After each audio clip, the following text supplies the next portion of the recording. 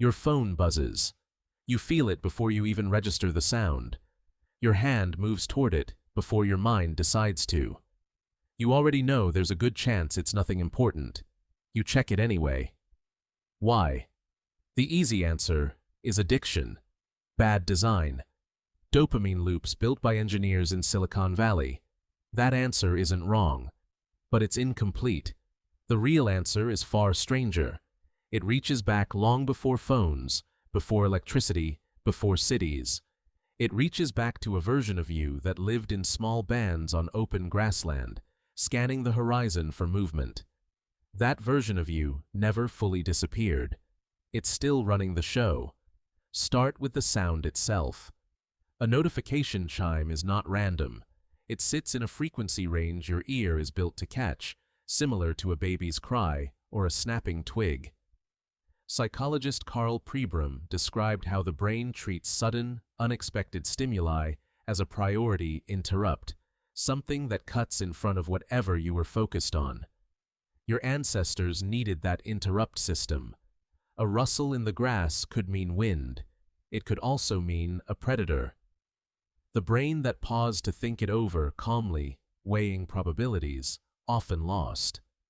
The brain that reacted first and asked questions later survived to pass on its wiring. You are descended from the reactors, not the ponderers. That wiring is called orienting response. It's automatic. It's fast. And it doesn't check whether the year is 2026 or 200,000 years ago. A notification looks, to that ancient circuitry, exactly like a twig snap. Something changed in the environment. Attention snaps toward it. You don't choose this. It happens before choice is even possible. Now, layer in a second system, your need to know what other people are doing. Anthropologist Robin Dunbar spent years studying primate social groups and human ones. He found something surprising. Human brains scale in size largely to track social information. Who is allied with whom? Who might be a threat? Who might be a mate? Who owes a favor? And who is owed one? Gossip, in Dunbar's research, wasn't idle chatter. It was the primary tool early humans used to manage cooperation in groups too large for everyone to personally supervise. Knowing what your group was doing wasn't optional entertainment. It was survival information.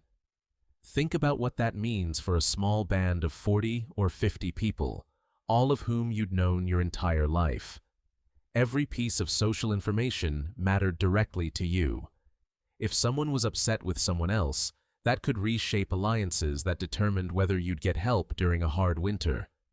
If someone found a good foraging spot, you needed to know before the group moved on. There was no such thing as social information that didn't apply to you. Everything was local. Everything was relevant. Everything demanded attention. Your phone offers you thousands of updates a day from people you've never met and situations that will never touch your life.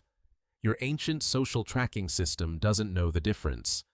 It still tags every notification as potentially vital.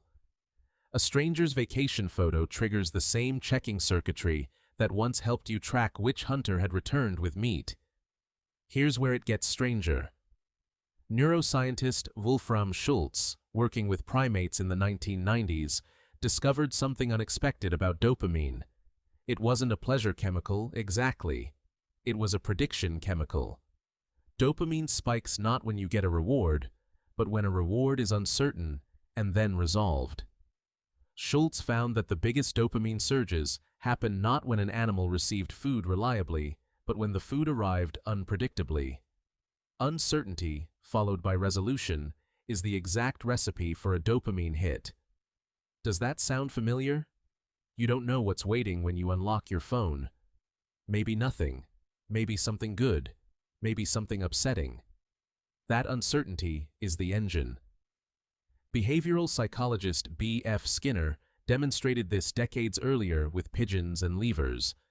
Pigeons given a reward every single time they pressed a lever eventually stopped pressing it as often. Pigeons given a reward on a random, unpredictable schedule pressed the lever compulsively, far more than either the reliably rewarded group or the never rewarded group. Unpredictable reward is more compelling than guaranteed reward. Your phone runs almost entirely on this principle. Every unlock is a lever pull.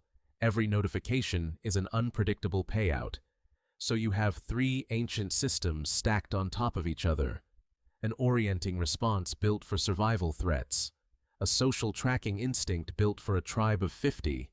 A dopamine system built to chase unpredictable reward. None of these systems were built with malicious intent. None of them are broken. They're doing exactly what they evolved to do. The problem is, the environment around them changed far faster than they could. Consider how long that environment has been changing. Homo sapiens.